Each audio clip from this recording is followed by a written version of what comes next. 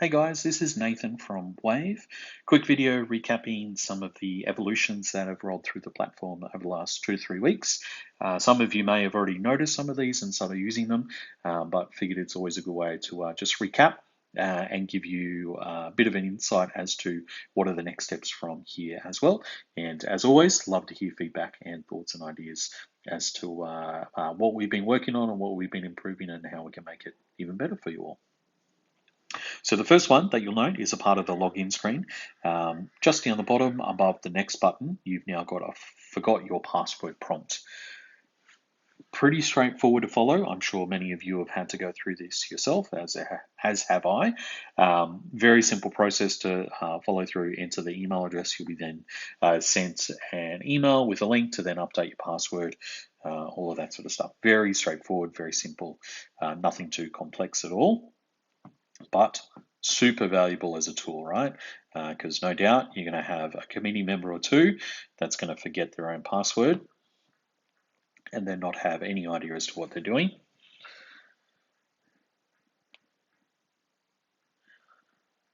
So just log in, then I can take you through some more of the tools. So we'll dive straight into the member section, pick the first member off the top, then we'll go into edit. Down the bottom, you'll now note that there's the ability to add a secondary contact to each member. And this is regardless as to whether it's active, expiring, or expired. This feature will further evolve to allow additional contacts. So we just have it limited to the one secondary contact. As we roll it out further, we will likely look to build in some sort of a tools feature. So beyond those basic details of first name, last name, email, and a phone number. You'll also then have the ability to add some sort of a note, whether you wanted to note that this person works in their accounts department or as a key contact within the organization, or is the best person to follow up for renewals or events, whatever it is. We'll start to expand that a little bit further. And you'll notice in that left-hand column, underneath Joe Proctor, you're down about halfway down, and you've got the secondary contact listed there as well. Really cool, really easy tool, but something that we heard from a few of the chambers about, which would be really valuable to add in. The next thing that I'll jump across to is the far left-hand side toolbar. Third tab down, you'll notice a new tab has showed up, which is subscribers. Very much as advertised, this is all about subscriber data. So all about those emails that you'll start sending out because we have begun in earnest our build of the email module for within Wave. You'll hear a little bit more about that over the next few weeks. So this is the first step along that journey. So you'll note, I'll just go into the very top one. So Matt, as a subscriber here, so it looks very much similar to our member record. You've got the ability to go in and edit, update details as you need to. All that we've set as the only compulsory field for a subscriber is their email address only, but you've got the ability to add on more details from there. As we further evolve this element as to how it plugs into your respective websites and social media channels and all of that sort of stuff, we'll start to play with how many more fields we want to make compulsory and then how do we customize that to each of you. For now, it will be simply an email only capture, and then you've got that ability to then update it from there. You will note top right hand side, you'll have the ability to then convert a member into convert a subscriber into a member. It's a very simple process. It will ask you for some details. You'll go to next. It will then ask you to select the membership tier or package that they'll be signing up for. Then it will confirm it, change the record into a member, and at the same time, it will then also create an email and automatically send it to that subscriber that's becoming a member for them to then pay the membership. And they'll have the ability to either pay via bank transfer or immediately via credit card as well. Then you'll also note, so within the activity, so this is where all of the emails that are sent to this subscriber are noted, and then if they convert into a member, obviously it will reflect all of that as well. Going back to members to show you it from the other side, so again, we'll just go to the top one. When you're in a member record, if you scroll down to the bottom, you've got the ability to convert them back into being just a subscriber. So when you go through this process, what it will do is we'll cancel any current memberships that this member has, along with any future reminders or pending orders that are still in place, and just changes them back to only being a subscriber. So key item to remember there is that anyone that's within the members list is also considered a subscriber.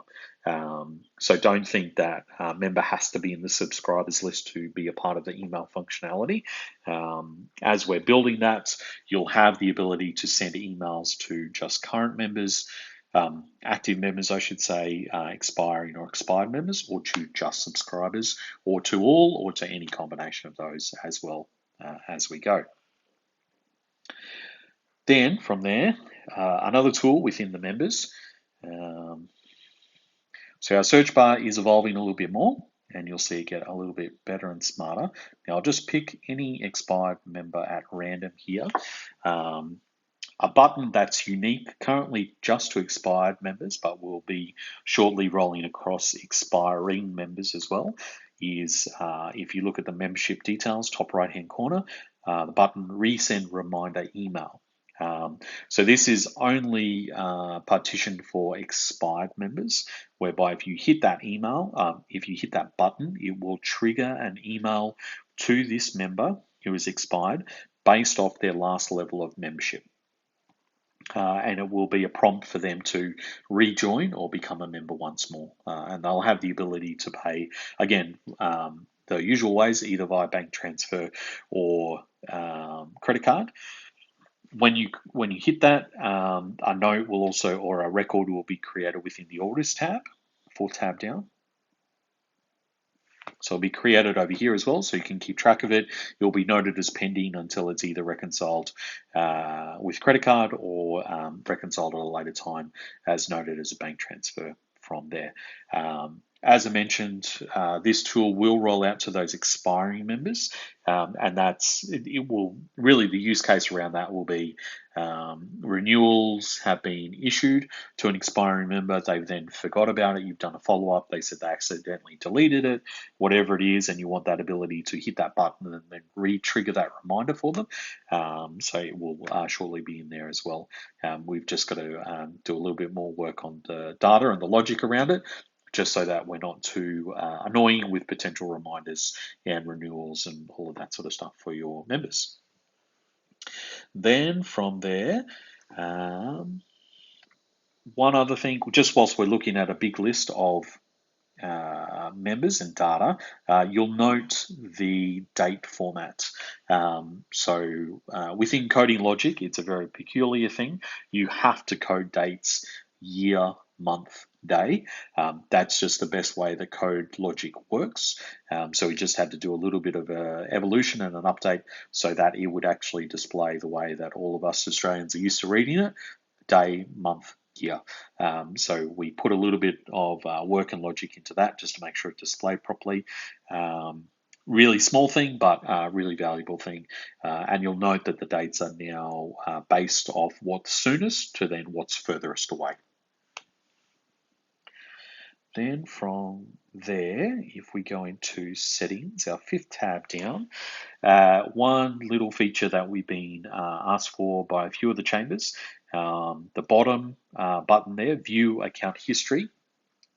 Tap on that. This is where actually our Wave invoices are presented to yourselves as organizations. So you can click on any one of these, and then that's our invoice to you. So this can then be either saved as a PDF, screenshot, whatever it is, whatever's best for your treasurers, secretaries, bookkeepers and accountants will all be there. So as the monthly renewals flow through, it will automatically be added to this tab here. Nice and easy to access at any time. And I think that's probably enough of me yabbering on into your ears. I do appreciate all of you for watching along and paying attention. Um, as I mentioned, the next development run that we're in right now is all about our email module. So that will give all of you the ability to then send emails to members and or subscribers about upcoming events, email news blasts, whatever it is. Our intention is that we'll have a couple of initial templates built into that. So it should be, we want to make it as pain free and sort of as brain dead as possible. So even those that don't have super technical skills can go through and click through and create it and create their target list and then send it out. And within that, that will start to give some analytics as to open rates and bounce rates and all of that sort of fun stuff as well, which is super valuable and should be very much very easy and intuitive to use. And really, the foundation as to why we're doing that is because we appreciate that plenty of you utilize an external service such as MailChimp, which can be really great. The challenge is that silos that data out by itself, whereas it really should be a part of your membership and your CRM data, so that you can get better understanding as to the lifespan and the touch points that you have with specific members and subscribers, and then how do you go about converting subscribers into members, because that's ultimately what we want to see more for you guys as well.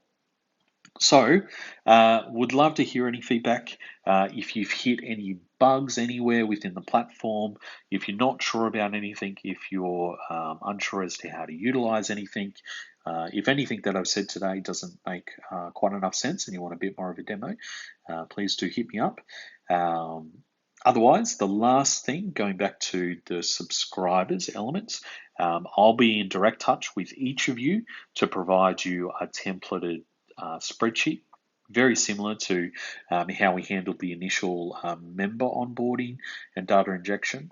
So within that spreadsheet, I encourage all of you to export any subscriber data that you have within MailChimp, Outlook, any other sources, dump it all into there, and then that will become a part of that initial injection into your subscribers list from there.